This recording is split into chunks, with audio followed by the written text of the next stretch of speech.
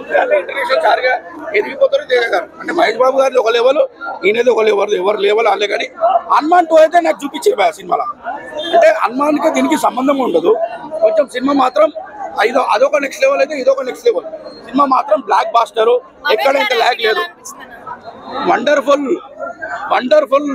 ఒక డైమండ్ తో పోసిన కోహినూరు వజ్రం లెక్క తయారు చేసిన ఆయన తల్వారే ఆయన కంటే ఇట్లా చమక్ చమక్ ఉంటది. ఇట్లా ఇట్లా ఇట్లా ఏంది మన మ్యాజిక్ లెక్క మయమైతే వస్తుంది. సూపర్ ఉన్న సినిమా మాత్రం.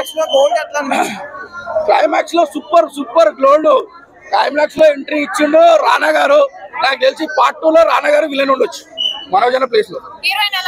Heroine madam super wonderful. కొత్త అమ్మాయి సూపర్. ముట్టకుండా మాసిపోయేలాగా ఉంది అమ్మాయి. ఆమె కూడా చాలా ఫ్యూచర్ ఉంటది, చాలా సినిమాలు పడతాయి. హీరోయిన్ కి ఎక్కడ సాంగ్స్ లేవు కానీ బ్యాక్గ్రౌండ్ సాంగ్స్ ఉంటాయి. సినిమా మాత్రం next level blockbuster cinema.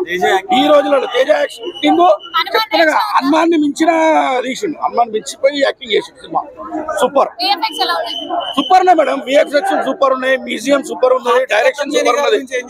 Karthik Ghattamaneni గారు మనకు తెలుగు ఇండస్ట్రీకి దొరికిన కొత్త దేవుడు అని చెప్తున్నాను. ఇలాంటి సినిమా ఈ రోజులలో వస్తుంది, ఇప్పుడు వస్తుంది నేను అనుకోలేదు.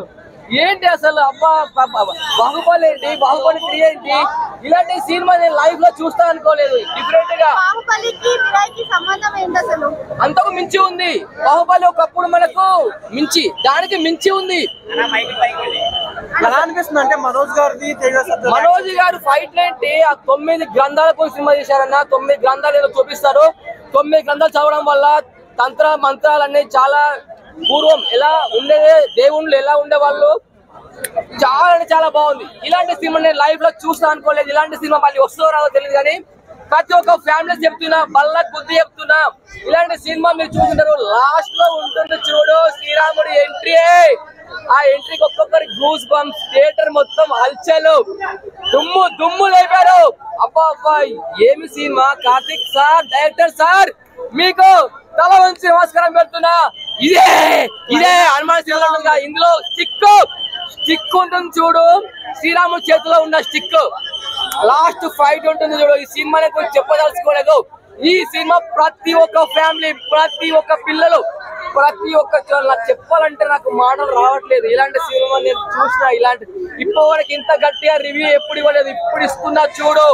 వల్ల కాదు, గుండు కొడుచుకొని చెప్తా సినిమా బాగలేదు అని అంటే చెప్తున్నా. ఇలాంటి మంచి మనోజ్ గారు ఏంటి, మీ యాక్టింగ్ ఏంటి, మీ ఫైట్స్ ఏంటి, అబ్బా ఆయుధాలు, డిఫరెంట్ కాస్ట్యూమ్స్, డిఫరెంట్ స్టోరీ, ఇంత డెప్త్ గా సినిమా తీసిరంటే మిరాకిల్. చాలా చాలా బాగా చేశాడు. హీరో రోల్స్ లో చూడాలి ఇంకా, బట్ చాలా బాగుంది.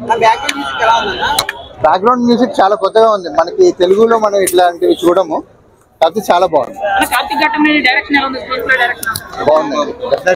ఏ ఒక్క షాట్ మిస్ కాలేదు. మొత్తం యూత్ వచ్చేసి కొత్త జనరేషన్ సినిమా.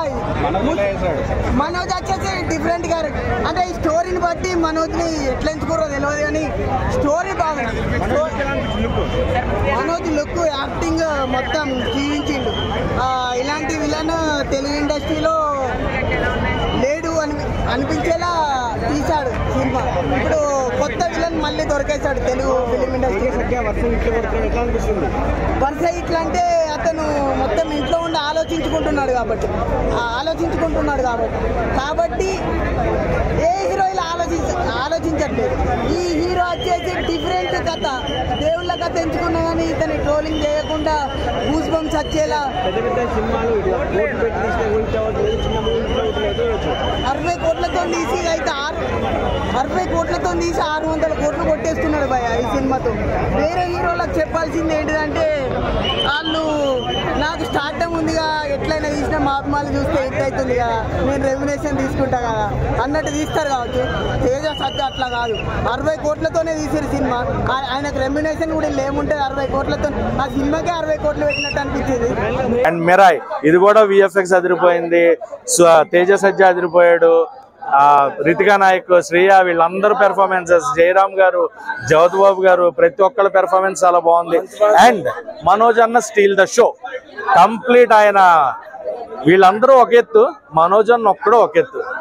నాకు మనోజ్ అన్న కనబడలేదు అన్న సినిమాలో. నాకు మహాబీర్ లామా కనిపించాడు, బ్లాక్ స్వర్డ్ కనిపించాడు.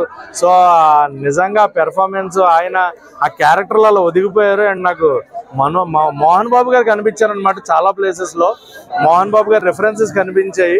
ఎందుకంటే మోహన్ బాబు గారు లెగసీని కంటిన్యూ చేసేది మనోజ్ గారే అని ఒక వైబ్ అయితే వచ్చింది నాకు. అండ్ సినిమా అయితే బ్లాక్ బస్టర్ అన్న. రెండు కూడా ఈ వారం రిలీజ్ అయిన 2 సినిమాలు అద్భుతం. ఈ రెండిట్లో దేనికి వెళ్ళాలని ఫస్ట్ మీరు దేనికి సజెస్ట్ చేసుకుంటారు? మీకు ఏది టికెట్ దొరకపోతే ఇంకో దానికి వెళ్ళిపోండి, ఏది దొరికితే దానికి వెళ్ళిపోండి. ముందు ఏదైనా 2 చూసేయండి, పక్క 2 చూసేయండి. ఈ రెండింటితో పాటు ఇంకొక బ్లాక్ బస్టర్ సినిమా కూడా లిటిల్ హార్ట్స్ ఉంది, అది చూసేయండి. మనకి TFI కి మంచి రోజులు వచ్చేసినాయి. ఖచ్చితంగా బ్లాక్ బస్టర్ సినిమాలు వస్తున్నాయి. చిన్న సినిమాలే కానీ టైం తీసుకున్న మంచి కంటెంట్ ఉన్న సినిమాలతో వస్తున్నారు. కంటెంట్ బాగుంటే సినిమా అదిరిపోతుంది. కంటెంట్ బాగుంటే సినిమాని ఎవరు ఆపలేరు అని ప్రూవ్ చేస్తున్నారు. తెలుగు ప్రజలు కంటెంట్ బాగుంటే సినిమా నెత్తిన పెట్టుకుంటారు. సో అలాంటి సినిమాలు మనకు వచ్చాయి. సో ఎంకరేజ్ చేయండి, సినిమాలు బ్లాక్ బస్టర్ చేయండి, థియేటర్ రండి, థియేటర్లోనే చూడండి.